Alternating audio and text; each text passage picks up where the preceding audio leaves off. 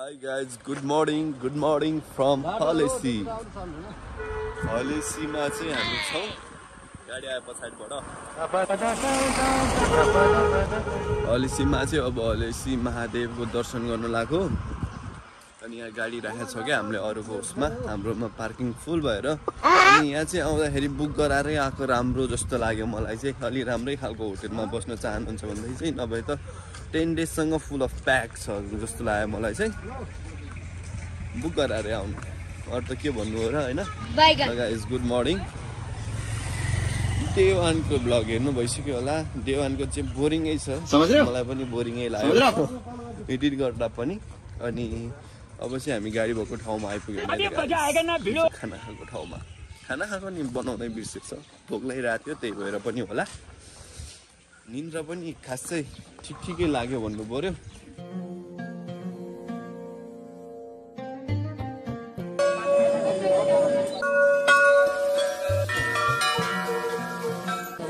हेर्नु न यस्तो भित्र छ नि त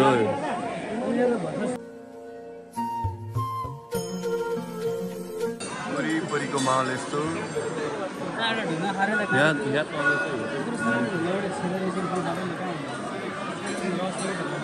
भक्तजनहरूको चाहिँ लाइन उहाँ माथिदेखि सबजना चाहिँ दर्शन गर्न आउनुभएको अनि प्याक हुँदैन त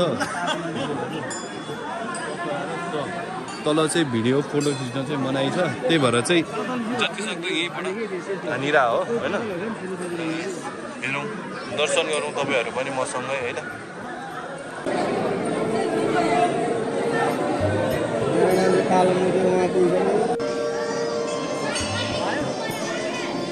ल गाइस हामीले चाहिँ दर्शन मजाले गर्यौं एकदम रमाइलो भयो गाइस यार भगवानको ठाउँमा आएर चाहिँ यतिको दर्शन हो गाइस एकदम भगवानको ठाउँमा आउँदा म एकदम शान्त भएको छ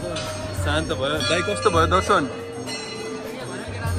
कस्तो भयो दर्शन दाइ शिवजीको दर्शन यो भगवानलाई भेट्न पाउँदा एकदमै खुसी लागिरहेछ हैन हो भगवानले त धेरै खुसी होस् भनेर आशीर्वाद दिनुभयो हैन ठाउँ चाहिँ कस्तो रहेछ नि ठाउँ त भाइ यो एकदम के भन्ने यसलाई गजब छ हैन गजब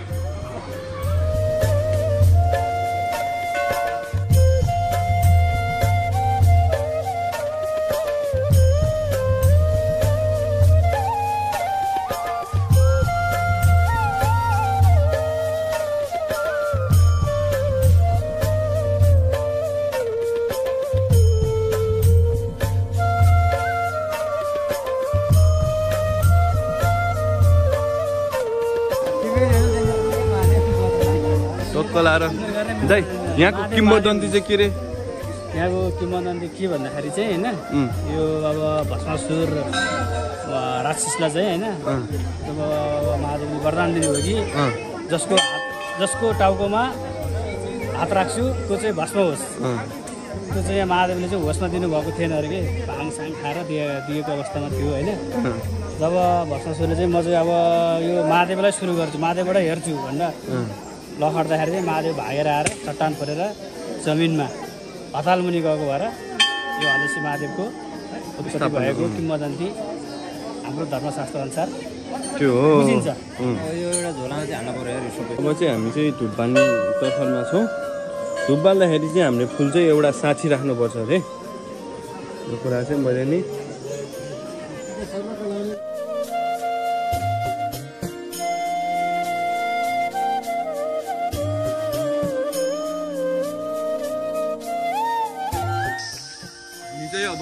के गुफा रे दाइ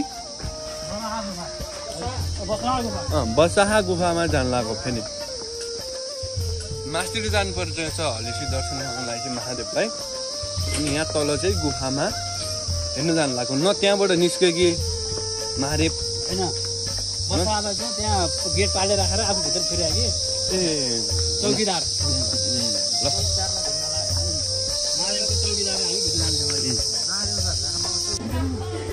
चप्पल पर्दैन भाइ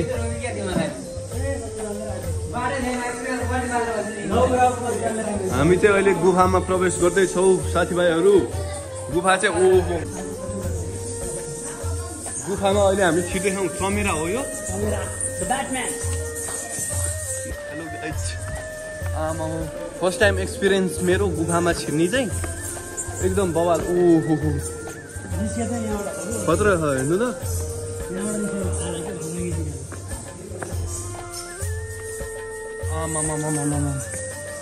माथि हेर्नुहोस् माथि एकछिन फ्ल्यास अफ गरेर भेट्छु है त guys guys look at this since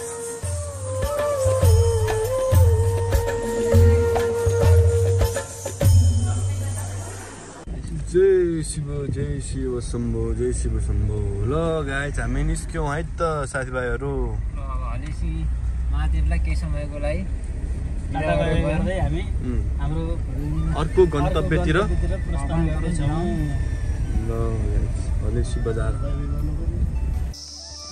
guys हिमाल पनि देख्यो त यहाँबाट त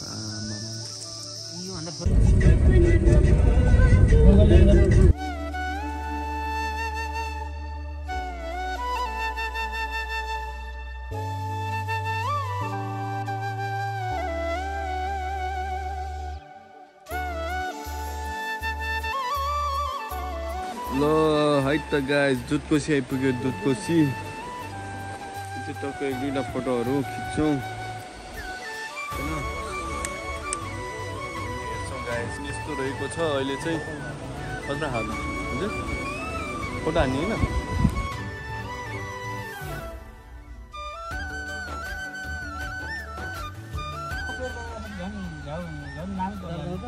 यताबाट जानु न त्यहाँको कटारी निक्लो कटारीबाट सिन्धुली हुँदै बाटो राम्रो यही बाटो पिच छैन यहाँबाट 7 किलोमिटर पिच छ त्यसपछि कच्ची बाटो जम्मा 47 किलोमिटर र 35 किलोमिटर चाहिँ कच्ची जानुपर्छ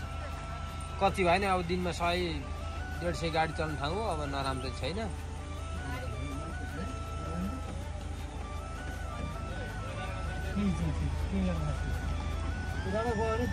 खुर्कोट आइपुग्यो बल्ल खुर्कोट हामी धेरै लामो जस्तो लाग्यो 39 किलोमिटर हो उता हेर्नु न 39 किलोमिटर सिन्धुली अब है त गाइस